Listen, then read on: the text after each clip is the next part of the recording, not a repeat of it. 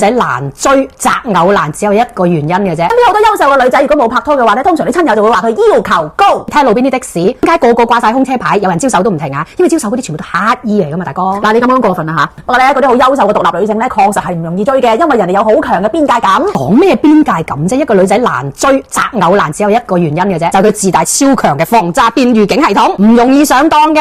男人話啦，呢個世界係冇真正嘅寶物沉歸底嘅，優秀嘅異性咧，一般好快俾人搶晒嘅。我知啊，你講緊劉亦菲、彭于晏呢啲啊，咁耐都唔結婚又唔拍拖，肯定唔科好嘢啦。我唔俾你咁講。咁你就知頭先嗰句有幾荒謬。其實好男仔都一樣嘅，嗰啲俾人評價太老實嗰啲咧，一般都係單身嘅。即係咪無論男女咧都要變壞先揾到對象嘅？咁又唔係嘅，我覺得呢個世界上，只要你勇敢做自己，你一定可以揾到愛你嘅人嘅。加油啊！其實同飲食差唔多，粥粉麵飯樣樣都有自己擁躉嘅。貴州魚腥草、廣東涼茶、北京刀渣，每樣咁難食難飲都有人中意咯。我唔信你冇人要。真係想拍拖嘅話咧，你真係要走出去咯，因為娶入室搶劫之外啊，你成日踎喺屋企咧係冇機會識到新朋友㗎。